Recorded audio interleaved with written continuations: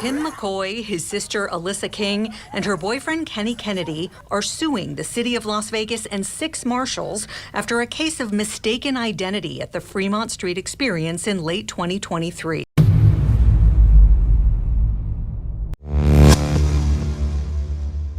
Las Vegas, Fremont Street. The city that sells itself as safe and secure for tourists and families. But behind the neon, a darker truth. City marshals tackling the wrong man, writing false reports, and now facing a federal lawsuit. This isn't a story about public safety. It's a story about abuse, cover-ups, and the price of mistaken identity. And thank you for staying with us on Channel 13 live at 6:30 tonight. I'm Trisha Keene. And I'm Abel Garcia. We begin this half hour with a breaking follow-up to an exclusive 13 investigation Darcy Spears first reported last week. That's right, and Darcy's here with new information about 2 city marshals embroiled in a federal lawsuit over allegations of unlawful arrest, excessive force, and falsifying police reports. One of the officers in our report no longer has a badge. The other, we're told, is on desk duty. All of this in the wake of my investigation into a case of mistaken identity.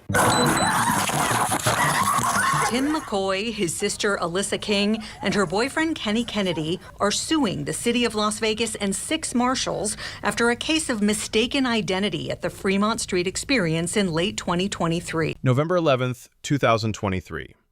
Tim McCoy, his sister Alyssa, and their friend Kenny are leaving Fremont Street when city marshals swarm them. They say they're looking for a suspect in a black Dodge Durango. Problem is, Tim doesn't drive one. He's not the suspect. But instead of verifying, marshals go full force. Body cam shows Tim slammed to the ground, knee pressed into his head, dreadlocks yanked, tasers deployed. His sister screams, his friend is cuffed, all for nothing. It made me feel like an animal. Then comes the paperwork. In their official reports, marshals claim Tim had keys to a Dodge Durango. That's their justification. But video doesn't show it. Attorneys say the reports were fabricated, an old trick to make violence look lawful after the fact. In Marshal Jorge Caloca's police report from that incident, he said they were looking for the driver of a black Dodge Durango who allegedly made a threatening hand gesture toward officers. But Tim, Alyssa, and Kenny weren't in a black Durango.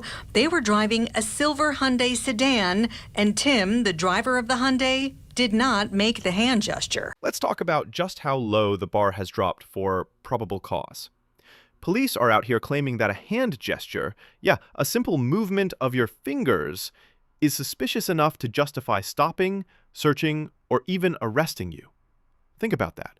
Not drugs, not weapons, not a crime in progress, just a hand motion. When a hand gesture becomes justification for a stop, the Fourth Amendment isn't just under attack, it's already on life support. And every time we accept excuses like this, we're saying the state doesn't even need evidence, just a feeling.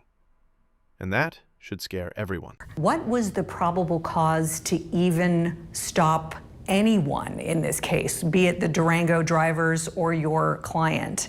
Is making a hand gesture against the law? I don't believe that it is. And as part of our lawsuit, we stated that there was no probable cause at all. The officers were just extremely aggressive, and I think that they were just mad, about this person giving this hand gesture.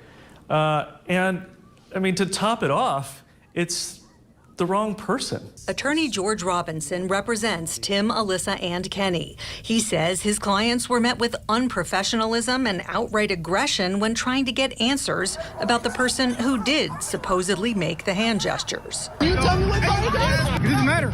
It literally does not matter. We can go to jail too. We can take you to jail too. You don't have to tell you guys anything at this point. Because y'all don't know the car. Because y'all don't know who did it. Y'all don't know who did it. Y'all don't know. It doesn't matter because you detained him. You don't know who did it. Okay. He's still going to jail regardless. Oh, because he's a black man. And he was just the first one you saw, huh? Okay. It could have been me. It could have been anybody. That's all you guys do. You play the race card. It's not about that. Then what is it about? What car does he drive? Committing crime. What car does he drive? It's about you can't committing tell crime. me. Marshals Sergio Guzman and Jorge Coloca are front and center in all the cell phone and body camera video. Now you bring this case.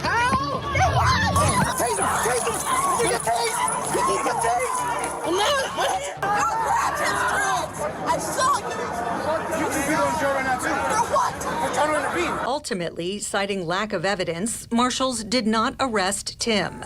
He was given a misdemeanor citation, and Kenny was arrested and charged with battery on an officer. This isn't just a Las Vegas story. It's a national one. Wrong house raids, mistaken identity, fabricated reports. These aren't isolated incidents. They're symptoms of a system where qualified immunity shields officers while citizens pay the price. Until that shield breaks, the pattern repeats. The officers in the case really make a number of misrepresentations in the report. They misrepresent what was said. They misrepresent what they did. They even misrepresent what my client had in his pocket at the time. They said that he had a Dodge Durango key in his pocket, and it just wasn't to be found. The charges were later dropped and both cases dismissed. My clients filed reports with Internal Affairs shortly after this situation happened, before they even came to me. And I don't think that there's been any discipline whatsoever. We won't know if there's been any disciplinary action. The city claims it can't tell us due to employee privacy protections. But here's what we have since learned.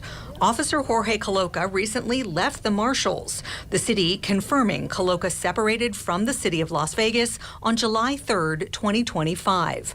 2 weeks later, on July 17th, he was hired as a probationary officer with the North Las Vegas Police Department. After our story aired, I reached out to that department and to North Las Vegas elected leaders, asking for comment on Coloca's interactions as caught on cell phone and body camera footage in our report, as well as the allegations that he falsified his police report to justify those actions. North Las Vegas's communications manager responded, saying Jorge Coloca is no longer employed by the city of North Las Vegas. His separation was effective Tuesday, September 23rd, the day after I sent my email requesting comment. When I asked why, the city said the details of his employment are part of his personnel record and therefore confidential. I reached out to Coloca directly via phone and text, but he did not respond. I was also told that Marshal Sergio Guzman has been taken off the streets and reassigned to the Fremont Street security room to monitor surveillance cameras. When I asked why, a spokesperson said the city of Las Vegas does not discuss security deployments or assignment of public safety officers. I will continue to seek answers on the officers' conduct. This is one of several ongoing federal lawsuits right now against the city and its marshals. Wrong man, wrong car, wrong reports, and still the marshals walked away, while Tim and his family fight in federal court. That's not safety. That's state-sanctioned violence. And if accountability doesn't come from within, it has to come from us, through lawsuits, through exposure, through relentless pressure.